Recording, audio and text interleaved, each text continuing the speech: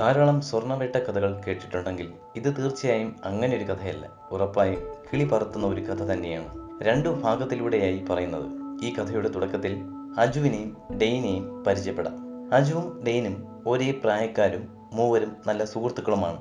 ഇവർ ഇരുവരും ചേർന്ന് കിണറിന് മറ്റും കുഴിയെടുപ്പ് ജോലി ചെയ്തു പോരുകയായിരുന്നു. അങ്ങനെ ഇരിക്കവെയാണ് ജോണിച്ചായൻ എന്ന ഒരു 50കാരൻ അവരെ കാണാനെത്തുന്നത്. ജോണിച്ചായൻ അവരെ പണി പഠിപ്പിച്ച ആശാനാണ്. എന്നാൽ ഇപ്പോൾ അച്ചായൻ വന്നിരിക്കുന്നത് ജോലിക്കാര്യത്തിനൊന്നുമല്ല. അയാൾ വന്നിരിക്കുന്നത് ഒരു വലിയ രഹസ്യവുമായിട്ടാണ്. ജോണിച്ചായൻ വെളിപ്പെടുത്തിയ രഹസ്യം കേട്ട് ഇരുവരും അമ്പരന്നുപോയി. എന്തെന്ന് വെച്ചാൽ വയനാട്ടിൽ ഒളിഞ്ഞു കിടക്കുന്ന ഒരു വലിയ നിധിയുടെ വിവരങ്ങളാണ് അയാൾ പങ്കുവച്ചത്. ജോണിച്ചായൻ പറഞ്ഞു തുടങ്ങിയത് വീരപ്പനെ കുറിച്ചായിരുന്നു. സാക്ഷാൽ സത്യമംഗലം കാട് ഭരിച്ചിരുന്ന കാട്ടുകൊള്ളക്കാരൻ വീരപ്പൻ.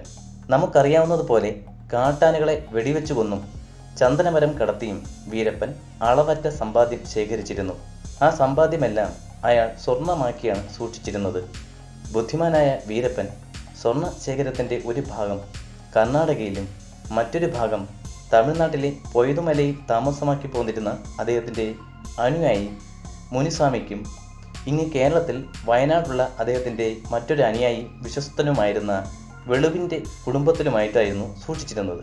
ഇങ്ങനെ സ്വർണശേഖരം മൂന്നായി പകുത്തത് തമിഴ്നാടിൻ്റെ എതിർപ്പുണ്ടാകുന്ന സാഹചര്യത്തിൽ കർണാടകയിലേക്കും കർണാടകയുടെ എതിർപ്പുണ്ടാകുന്ന സാഹചര്യത്തിൽ കേരളത്തിലേക്കും വന അതിർത്തി വഴി രക്ഷപ്പെടുന്ന സാഹചര്യത്തിൽ സ്വർണം എളുപ്പത്തിൽ പണമാക്കി തടസ്സം കൂടാതെ വിനിയോഗിക്കാൻ കഴിയുമായിരുന്നു എന്ന കാരണത്താലായിരുന്നു.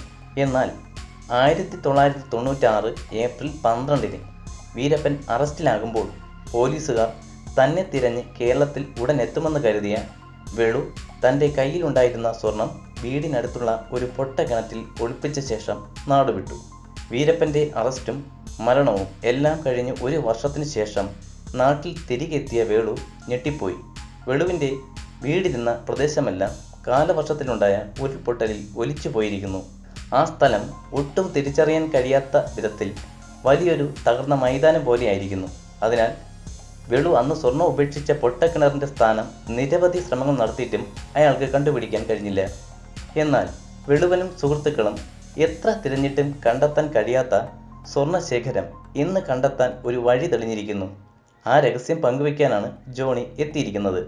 അതായത് വേളുവിൻ്റെ മണ്ണൊലിച്ചിലിൽ മൂടപ്പെട്ട പൊട്ടക്കിണറിനുള്ളിലെ സ്വർണം ആ പ്രദേശത്ത് എവിടെയുണ്ടെങ്കിലും തിരിച്ചറിയാൻ സാധിക്കുന്ന ഒരു മെറ്റൽ ഡിറ്റക്ടർ ജോണിക്ക് ഈ വിവരങ്ങളെല്ലാം കൈമാറിയ ഒരു വൃദ്ധൻ കണ്ടെത്തിയിരിക്കുന്നു. അയാളുടെ പേര് ബോസ്കോ. ബോസ്കോ എന്ന ഈ മനുഷ്യനെക്കുറിച്ച് ഇനി പറയാം. അയാൾ ഇത്തരം പരീക്ഷണങ്ങൾ നടത്തുന്ന വ്യക്തിയാണ്. അതായത് ഭൂമിക്കടിയിലും സമുദ്രത്തിനടിയിലും മൂടപ്പെട്ട് കിടക്കുന്ന വില കൂടിയ ലോഹങ്ങളെയും അലോഹങ്ങളെയും കണ്ടെത്തുന്ന വ്യക്തി.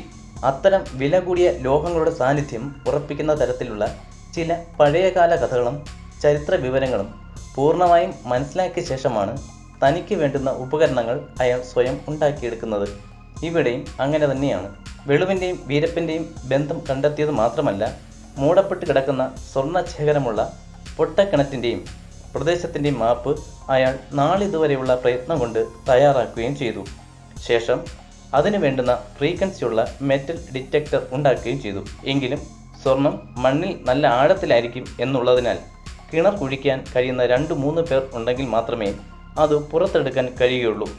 അങ്ങനെയാണ് ബോസ്കോ ജോണിയെ കണ്ടെത്തിയതും പ്രതിഫലം പറഞ്ഞു ഉറപ്പിച്ചതും. ശേഷം ജോണി സഹായത്തിനായി അജുവിനെയും ഡെയിനെയും ഒപ്പം കൂട്ടാനായി എത്തി. ഏതായാലും ജോണിയുടെ സംസാരത്തിൽ വിശ്വാസം വന്ന അജുവും ഡെയിനും മറ്റൊന്നും ചിന്തിക്കാതെ ഇറങ്ങി പുറപ്പെടുകയും ചെയ്തു. ജോണിയുടെ നിർദ്ദേശപ്രകാരം ഇരുവരും വയനാട്ടിലേക്ക് ഒരു രാത്രി സമയത്ത് എത്തി.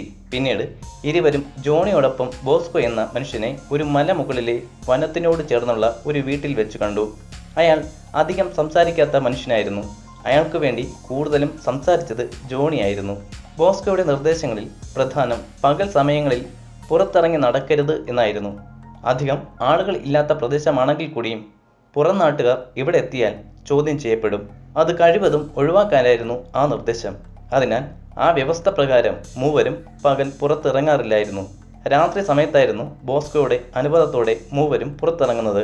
പുറത്ത് ഇറങ്ങിയാലുടൻ ബോസ്കോയുടെ മാപ്പ് പ്രകാരമുള്ള മലയടി വാരത്തിലെ മൈതാനം പോലൊരു സ്ഥലത്ത് എത്തി കുഴിയെടുക്കുവാനും തുടങ്ങുമായിരുന്നു. നല്ല മഴക്കാറുള്ള ദിവസമായിരുന്നു. എങ്കിലും മഴ പെയ്യില്ല എന്ന ബോസ്കോയുടെ വിശ്വാസത്തിൽ ബോസ്കോയോടൊപ്പം നടക്കുമ്പോൾ ഡെയിനും അജുവും ആ പ്രദേശം ശ്രദ്ധിക്കുകയായിരുന്നു. ഇടയ്ക്കിടെ ആകാശത്ത് മിന്നുന്ന മിന്നൽ വെളിച്ചത്തിൽ ഏതോ ശ്മശാനം പോലെ വിജനമായിരുന്നു ആ പ്രദേശം. മാത്രമല്ല, കാണാവുന്നത്ര ദൂരത്തിൽ ഇടയ്ക്കിടെ വലിയ മൺകൂമ്പാരങ്ങളും അതിനിടയിലൂടെയാണ് അവർ പോയിക്കൊണ്ടിരുന്നത്. കുറച്ചു ദൂരം പിന്നിട്ടപ്പോഴേക്കും ഏതോ വലിയ മൈതാനത്തിന്റെ ഒത്ത നടുവിൽ എത്തിയതുപോലെ മൂവർക്കും അനുഭവപ്പെട്ടു. അവിടെ ടോർച്ച് ലൈറ്റിൽ തെളിഞ്ഞ ബോസ്കോ നേരത്തെ അടയാളപ്പെടുത്തിയ മാർക്കിൽ മൂവരും കുഴിയെടുക്കുവാൻ ആരംഭിച്ചു. പക്ഷേ പ്രതീക്ഷിക്കാതെ പെട്ടെന്നൊരു മഴ അവിടെ ആകെ പെയ്തു തുടങ്ങി. പക്ഷെ ജോണിയും ഡെയിനും അജുവും വളരെ ഉത്സാഹത്തിൽ ആയിരുന്നതിനാൽ അവർ മഴ ഉടൻ അവസാനിക്കുമെന്ന പ്രതീക്ഷയിൽ ആ പ്രദേശത്ത് നിലയുറപ്പിക്കാൻ തീരുമാനിച്ചു. പക്ഷേ ബോസ്കോ അവരെ പെട്ടെന്ന് പിന്തിരിപ്പിച്ചു. ഉടൻ തന്നെ ഈ പ്രദേശത്തു നിന്നും പോയില്ലെങ്കിൽ വലിയൊരു ആപത്ത് നമുക്ക് നേരിടേണ്ടി വരുമെന്ന് ബോസ്കോ ഉറക്കെ അവരോടായി വിളിച്ചു പറഞ്ഞു. ശേഷം അയാൾ ലൈറ്റും തെളിച്ചുകൊണ്ട് മുൻപേ ഓടുവാൻ തുടങ്ങി. എന്നാൽ ബോസ്കോയുടെ ഈ പെരുമാറ്റത്തിൽ ഡെയിനും അജുവിനും സംശയമായി. എന്തപകടം? അവർ ജോണിയോടായി തിരക്കി. അയാൾ ഇടയ്ക്കിടെ മിന്നുന്ന വെളിച്ചത്തിൽ കാണാവുന്ന മൺകൂമ്പാരങ്ങളെ നോക്കി അവരോടായി പറഞ്ഞു, ആ മൺകൂമ്പാരങ്ങൾ, അതാണ് പ്രശ്നം. ജോണി അതും പറഞ്ഞ് ബോസ്കോയുടെ പിന്നാലെ ഓടി. അയാളുടെ വാക്കുകളിൽ ഭയന്നുപോയ അജുവും ഡെയും മൺകൂമ്പാരങ്ങൾ എന്തപകടമാണ് ഉണ്ടാക്കുന്നതെന്നറിയാതെ അവർക്ക് പിന്നാലെ അവരും ഓടിത്തുടങ്ങി. ഡിറ്റക്ടർ എന്ന ഈ കഥയുടെ ഈ ഭാഗം അവസാനിക്കുമ്പോൾ ചോദ്യങ്ങൾ ബാക്കിയാണ്. എന്തപകടമാണ് ബോസ്കോ എന്ന മനുഷ്യൻ വിളിച്ചു പറഞ്ഞുകൊണ്ട് അവർക്ക് മുൻപേ ഓടിയത്? എന്നാൽ ഈ അപകടത്തെക്കുറിച്ച് ജോണിക്ക് അറിയാമായിരുന്നെങ്കിൽ ഡെയിനോടും അജുവിനോടും നേരത്തെ പറയാതിരുന്നത് എന്തുകൊണ്ടാകാം? എന്താണ് ആ മൺകൂമ്പാരങ്ങൾ? എല്ലാ ചോദ്യങ്ങൾക്കും ഉത്തരമായി അടുത്ത ആഴ്ച തന്നെ ഡിറ്റക്ടർ 2ാം ഭാഗം വരുന്നുണ്ട്. കഥ തുടരും.